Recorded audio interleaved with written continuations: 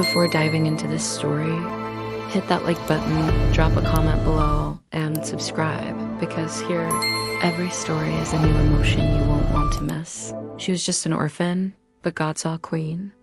In the heart of a kingdom filled with palaces, secrets, and deadly decrees, one young woman dared to risk everything for the love of her people, for obedience to her God.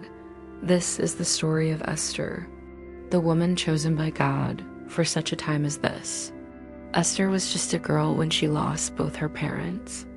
Raised by her cousin Mordecai, a humble and God-fearing man, she grew up learning that her true worth wasn't defined by crowns or titles, but by the voice of the one who called her by name.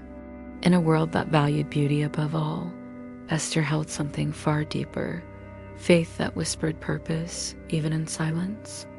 In the mighty city of Susa, capital of the vast Persian Empire, King Xerxes ruled over 127 provinces. His throne was high, but his heart was still nursing the wound of betrayal. Chariots rolled, messengers ran, and hope soared as families offered their daughters to the unknown. And somewhere in the quiet streets of Susa, a Jewish girl's name was written into eternity. But while the world rejoiced, Esther quietly whispered prayers under her breath.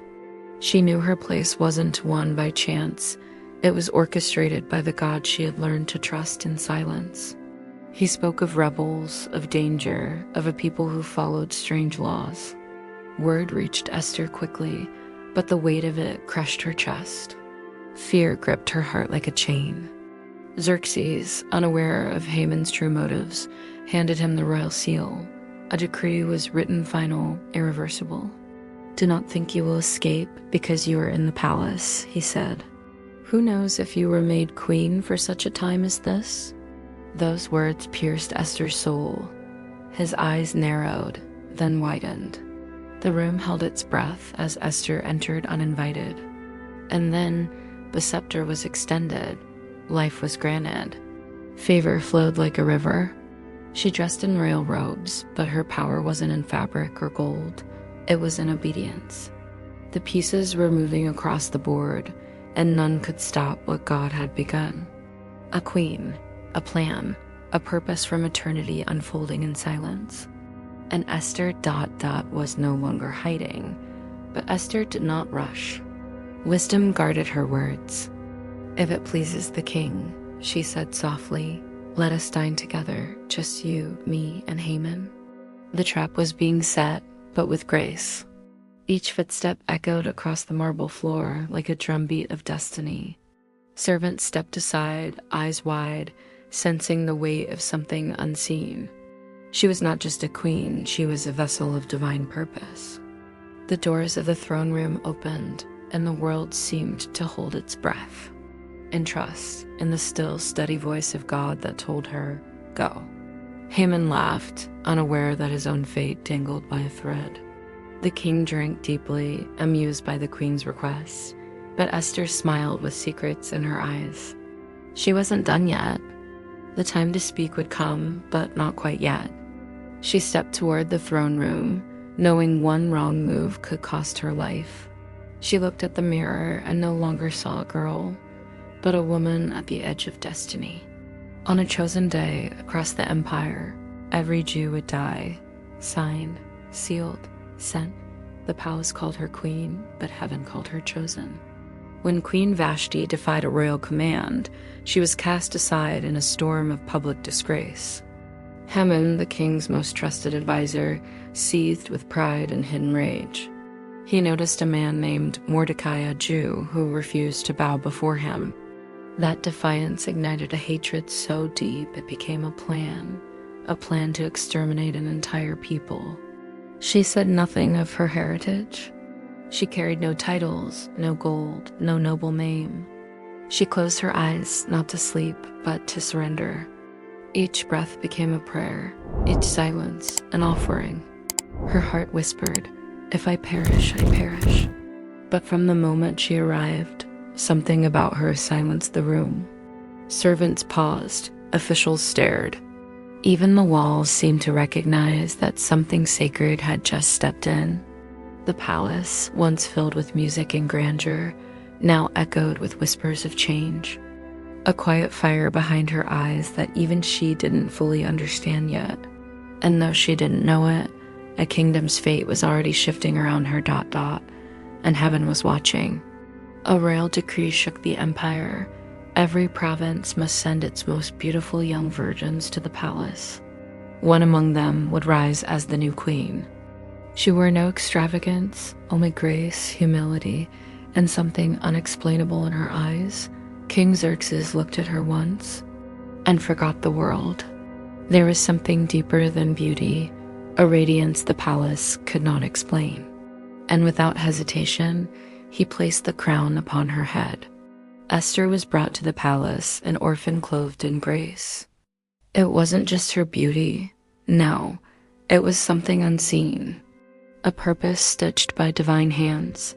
After months of silence, preparation, and waiting, Esther was finally brought before the king. A celebration swept through the empire. Trumpets echoed, silks danced, and wine overflowed. While Esther's new role unfolded in gold and ceremony, shadows moved beneath the marble. Haman approached the king with clever words and poisoned charm.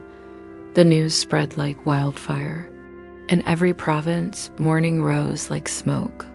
Sackcloth replaced silk, joy turned to dread, and in the palace gates, Mordecai wept. Mordecai's message came with urgency, but also with truth.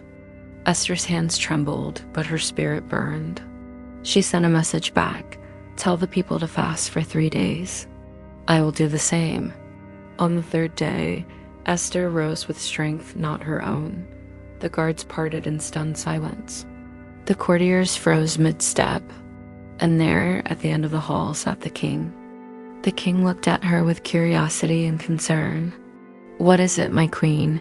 Even half my kingdom, and it is yours. That night, at the banquet, the air was thick with tension. As the stars turned above the palace, heaven leaned close. Angels hovered, breathless. Clothed in royal garments, Esther stood tall, though her heart thundered within her chest. She was just an orphan, but God saw a queen. In the heart of a kingdom filled with palaces, secrets, and deadly decrees. One young woman dared to risk everything, for King Xerxes looked up and was struck silent. He had not summoned her, yet here she was, bold, beautiful, unshaken. His eyes searched hers, and something ancient stirred in his soul. Without hesitation, he extended the golden scepter toward her. Mercy, life, favor. The king had just aligned himself with heaven. At the table sat the king, curious, and Haman, proud and unsuspecting. Esther served them delicately, her heart steady beneath her royal silk. The silence shattered. The king rose in fury, eyes blazing with betrayal. Haman's face drained of color. The tables had turned divinely and swiftly. She watched. She waited. Timing was everything, and heaven had not finished speaking. From province to province, a shift began. Fear turned to hope. Silence turned to celebration. Across the empire, God's people stood tall, armed not only with swords, but with destiny. Their enemies fell, and the sound of mourning gave way to the rhythm of celebration. God had turned the tide, and his promises stood unshaken. "What is it you desire, Queen Esther?" he asked, his voice filled with wonder. She became a symbol of divine courage, a woman used by God to shift the fate of nations. She reigned not only with a crown, but with conviction. Mordecai, once clothed in sackcloth, now wore robes of honor. Someone out there is waiting to hear that God still writes beautiful endings, that faith still shifts empires, and that yes, the author of all stories is still writing yours.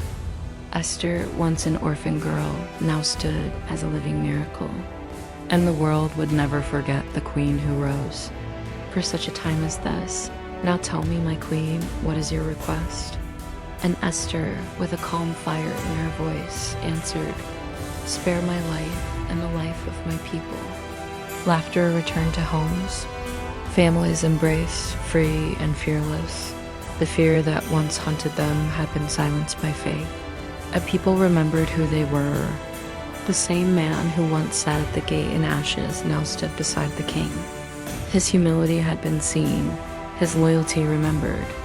God had lifted him up at the exact time appointed. And whose they were? But the same God who saw Esther in the shadows sees you. He still raises up the overlooked, the broken, the hidden for such a time as this. Your purpose is not random. Your presence is divine strategy. For we have been sold to be destroyed, killed, and annihilated. The room fell silent. It was about a God who moves behind the scenes, guiding silent hearts toward impossible victories. When one woman stands with faith, heaven doesn't stay still. It moves. Even up to half the kingdom, it shall be yours. But Esther did not rush her words. She had been led by prayer, not impulse. If it pleases the king, she said softly, let the king and Haman join me for a banquet I have prepared. But justice had already been declared in heaven. The king stormed out, only to return and find Haman pleading at Esther's feet. The decree of death still echoed across the empire sealed with the king's own ring. She fell at his feet, weeping, pleading. Please, let a new decree be written. Let my people defend themselves. Her tears were not weakness, but war. And the king listened. That was the final blow. In rage, Xerxes ordered Haman to be hanged on the very gallows he had prepared for Mordecai. The irony struck like thunder. That night, the palace lit up with golden lamps and fragrant oils. At the second banquet, the air shifted. The king leaned forward, eager. Xerxes blinked, confused. Who would dare do such a thing? Esther turned her gaze slowly to Haman. The enemy is this wicked man, Haman. Haman stumbled forward, begging Esther for mercy. But Esther knew her mission wasn't over. A second decree was sent out swiftly, urgently. It empowered the Jews to rise, to fight, to survive. The day of destruction became a day of deliverance. Mourning turned into dancing. The Jews rose up across the empire, not with fear, but with courage ignited by hope. What was meant for their destruction became their deliverance. In every province, joy broke out like morning light after a long night. Mordecai was honored before the kingdom, dressed in royal robes of blue and white. Esther remained at the king's side, but she was no ordinary queen. Her voice now echoed beyond walls and borders. The story of Esther wasn't about beauty or thrones. It was about obedience in the face of fear. Perhaps you think your life is quiet, unnoticed, even small. If this story stirred your heart, don't keep it to yourself. Share it.